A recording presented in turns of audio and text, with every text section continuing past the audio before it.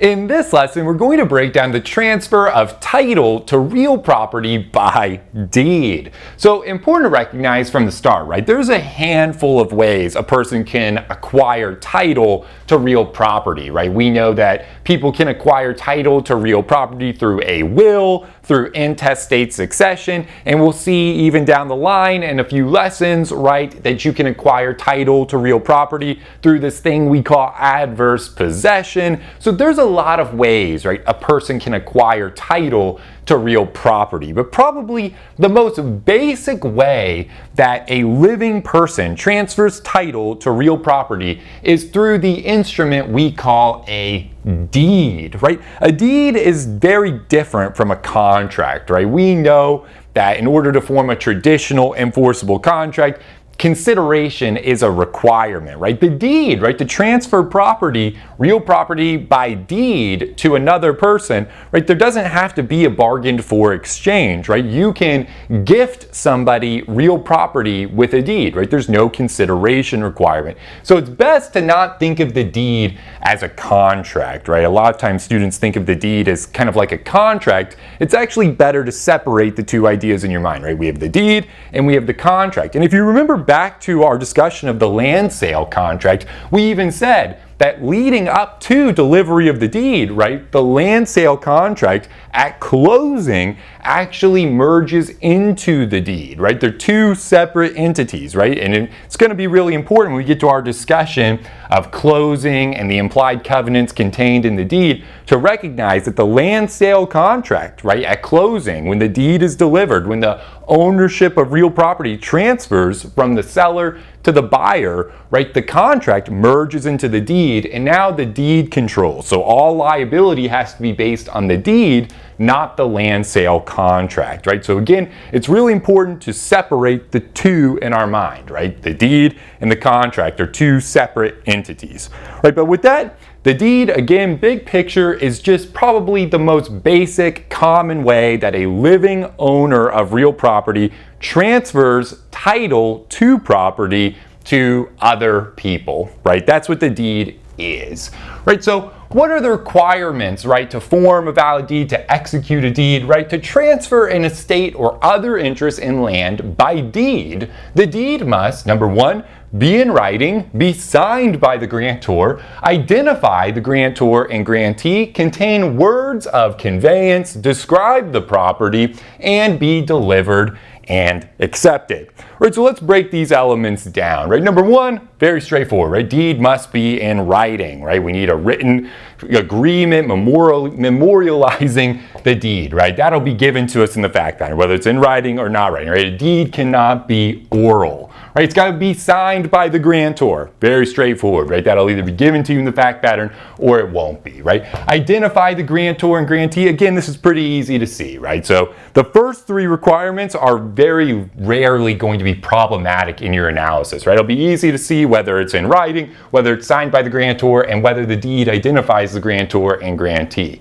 But next we have contains words of conveyance, right? There's no strict requirements as to what the words of conveyance have to be. There's no actual language requirement, right? Any of these will do. You know, A grants Green Acre to B, A conveys Green Acre to B, A transfers Green Acre to B, A gives Green Acre to B. Any of these work, right? They all illustrate words of conveyance. Okay, important to recognize, remember, no consideration requirement. So a family member could give Green Acre to another family member by deed, right? That works, right? It's not like contract law where we need that bargained for exchange, right? So as long as it contains words of conveyance, grant, convey, transfer, give, right? There's no strict requirements there. Any of those will work.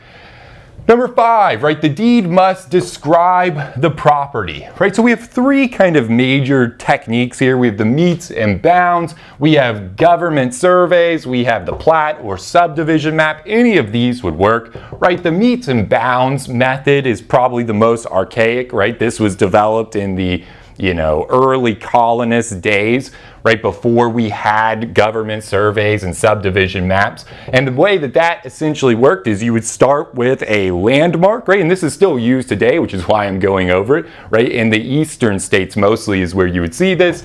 But basically you start with a landmark, right? It can be a natural landmark, it can be an artificial landmark, and then from there you designate points forming a polygon or forming some sort of geometric shape, right? It could be a square, it could be anything, right? Any geometric shape that is going to be the boundaries of the plot, right? So you'd be like starting at, Johnny's cabin in the woods, right? Then go north 200 feet, then east 200 feet, and then back to Johnny's cabin, right? At minimum, you would need 3 points, right, to establish at least a triangle, right? So you could say, starting at Johnny's red cabin in the woods, you go north 200 feet, then the boundary line extends east 200 feet, and then it'd be 283 feet back to the cabin, right? That would give you the property boundaries in that method, right? Very archaic, but still actually used. That does work. You can describe property in that way.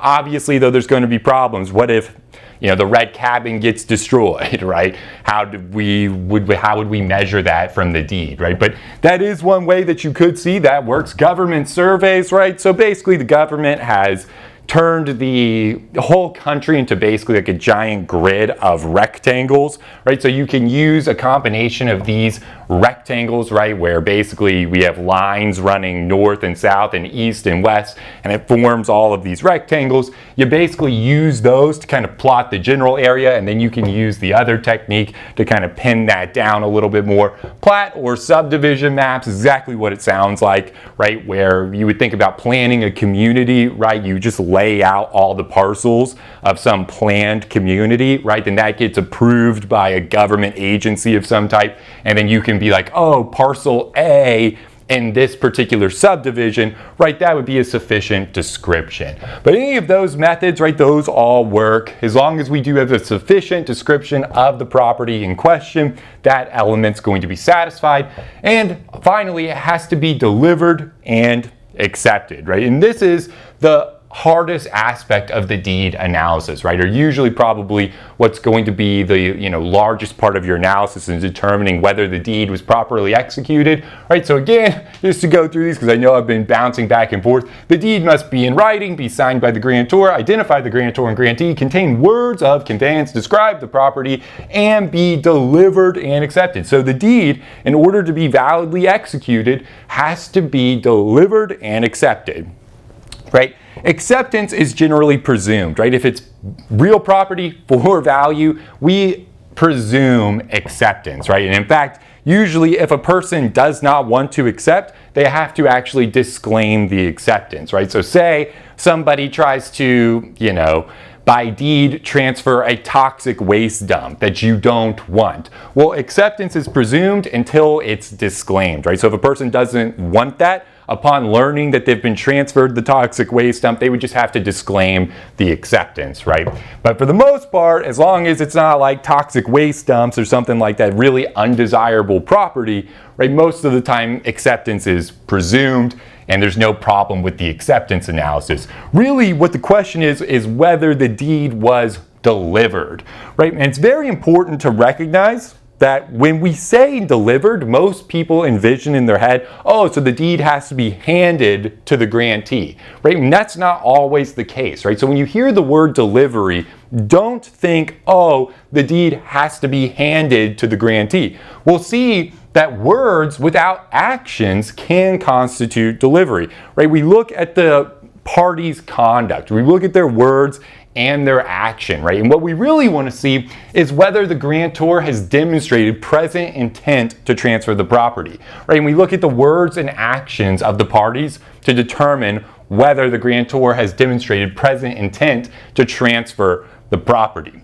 So actions without words can constitute delivery, right? How does this happen? Well, this is what people would think, right? So we can start though with like best case scenario, like what is the most classic delivery of a deed? We'll say that I sell Green Acre, right? I'm conveying Green Acre to Amy, right? Doesn't matter who. I'm conveying Greenacre to Amy, so I execute the deed and I drive over to Amy's house and I hand her the deed and say, congratulations, Amy, you're the new owner of Greenacre. Well, now we have words and actions, right? That's going to be clear delivery of the deed to Amy.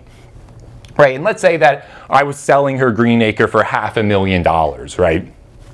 So let's say we have a situation where there's actions without words, right? So let's say that I drive over to Amy's house and she hands me a check for $500,000 for Greenacre. Then I hand her the deed and walk away, right? I don't have any actual express language that I'm delivering it to her, right? Will that constitute delivery? In that case, yes, we can infer from the conduct of the parties, her handing me the check, me handing her the deed, that's delivery.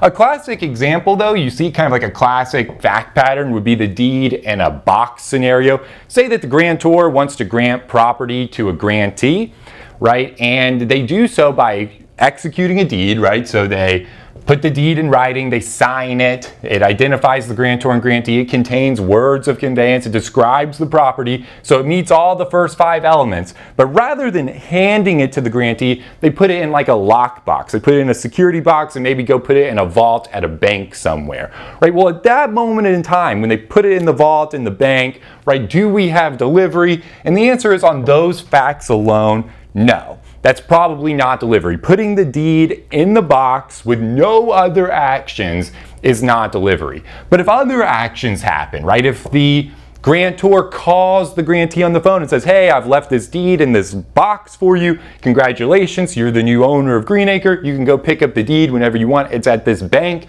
right? Well, then in that case, it probably would constitute delivery. Or classically, what you might see is the delivery of a key, right? Maybe the grantor delivers the key to the lockbox to the grantee. We say sometimes that could be evidence of symbolic delivery, right? When you deliver the key to the lockbox, that's like symbolic delivery, giving them access to where the deed is.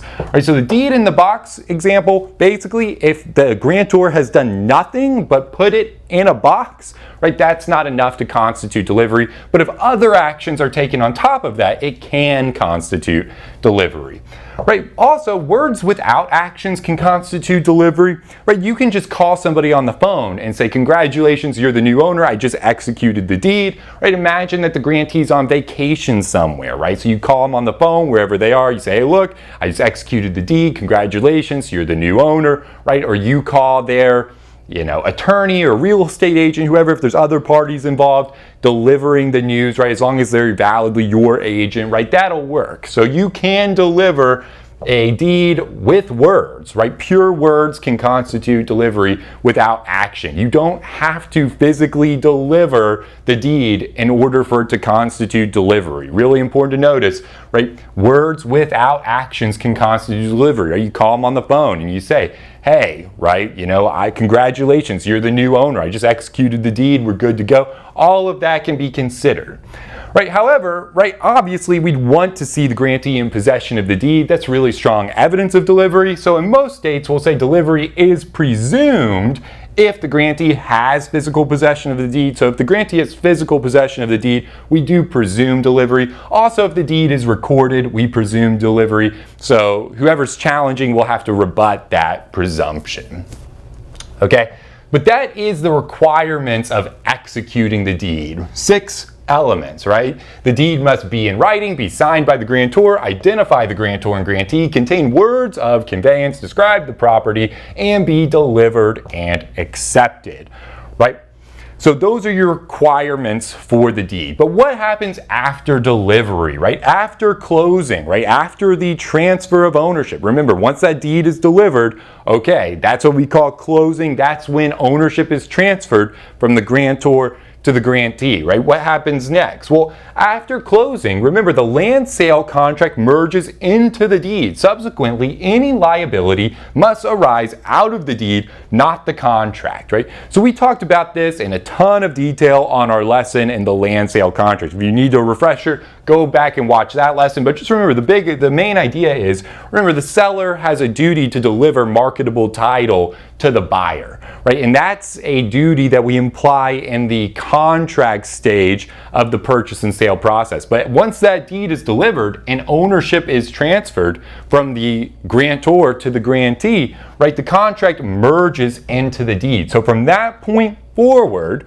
right, any liability after closing has to be based on the deed. And we'll see we have three types of deeds. So the prospective liability of the grantor is going to depend on what type of deed we have, right? Whether it's a general warranty deed, a special warranty deed, or a quitclaim deed, right? We'll see that the general warranty deed provides the most title protection of the three to the grantee, right? The special warranty deed provides some title protection, right? The grantor warrants title against defects caused by the grantor, right? So the special warranty deed doesn't provide as much title protection as the general warranty deed, but it still provides some title protection, right? That's a special warranty deed. The quitclaim deed provides basically no title protection, right? The quitclaim deed, the grantor makes no warranties as to the health of title, right? So really important to recognize with the quitclaim deed, because you see this tested all the time, right? Say in the land sale contract, right, we have all these clauses about marketable title, right? We know that law requires the seller to deliver marketable title to the buyer, right? So if there's any defects with title, right, during the contract phase, right, the buyer can sue the seller for breach of that marketability, right? That covenant of marketability, essentially. But once the contract merges into the deed, right, if it's a quitclaim deed, right, if the grantor is conveying a quitclaim deed to the grantee, once the grantee gets that deed, right, once the delivery occurs, right, once the grantee has ownership, right, after closing, the deed has been delivered, right, the grantee, if there turns out to be problems, defects with title, there's encumbrances, right, it turns out that the seller didn't have the title they claimed to have. If any problems come up, after that point, the purchaser, right, the grantee is out of luck. They have no form of recovery, right, against title defects with a quitclaim deed, right, because even though the land sale contract might have had all kinds of covenants about marketability and protections against undisclosed encumbrances on the land and all of that stuff, right? That might have all been in the land sale contract. But after closing, that disappears. The land sale contract merges into the deed. If it merges into a quitclaim deed, right, well, now the grantor has made no warranties as to the health of title, right? So you're basically taking the property as is, right? So that's a huge risk for the purchaser to basically take a quitclaim deed, right? Because if there's defects in the title, they're going to have no recovery from that point forward, from the time of closing moving forward. Now, if we're before closing, right, the deed has not been delivered, right, you have to go back and watch that lesson on marketable title. There's still going to be some remedies available until closing happens. But once the deed is delivered, if it's a quitclaim deed, right, well, now the grantee is going to have basically no title protection from the grantor if it's a quitclaim deed. If it's a general warranty deed or a special warranty deed, we'll see that there's a lot of implied covenants that provide all kinds of title protection, right? So if it's a general warranty deed or a special warranty deed, even after closing, right, well, now we know the liability has to be based on the deed. Well, general warranty and special warranty deeds have all these protections built into them, right? So there's probably still going to be a way that the grantee can have some protection against title defects if we have a general warranty or a special warranty deed, right? And again, general warranty deeds provide the most protection, right? The grantor warrants title against all defects. Special warranty deeds would be grantor warrants title against defects caused by the grantor. So basically, with a special warranty deed, the title defect has to be the fault based on an act or omission by the grantor, right? The grantor has to be responsible for the title defect. If something happened outside the control of the grantor that resulted in a title defect, if it's a special warranty deed, right? The grantee is not going to be able to sue for breach of any of these covenants because it wasn't the fault of the grantor, right? That would be a special warranty deed. A general warranty deed, it doesn't matter, right? Grantor warrants title against all defects. So even if the grantor had nothing to do with whatever caused the title defect, and we're going to talk about some of them as we work through this, even if the grantor had nothing to do with the defect in title, if it's a general warranty deed, doesn't matter. Grantor warrants title against all defects, right? And we'll see it can be present defects, right?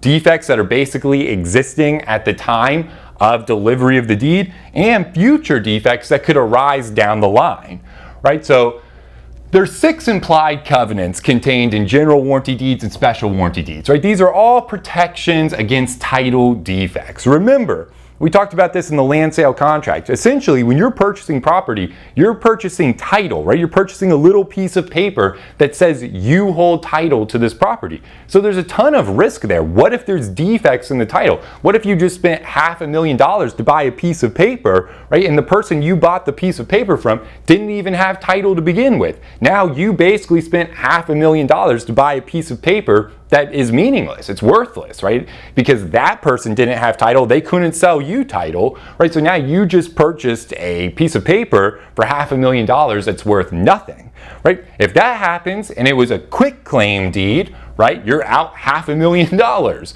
right? You have no recovery against the grantor if it's a quitclaim deed.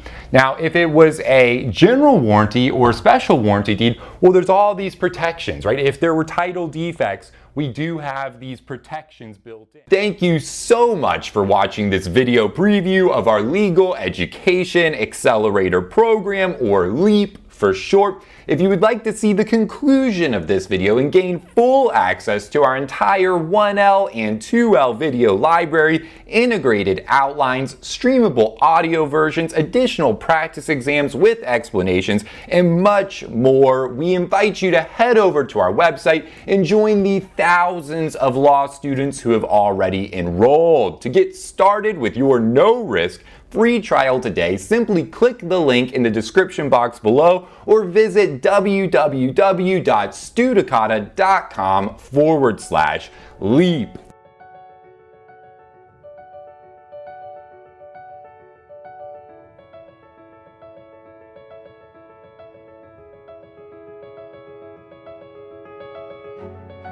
Hi everyone, my name is Serena and I'm currently a law student at South Texas College of Law, Houston. Hi everybody, my name is Shiva and I'm currently a law student at Southwestern. Hi everyone, my name is Michelle and I am a first year student at South Texas College of Law, Houston.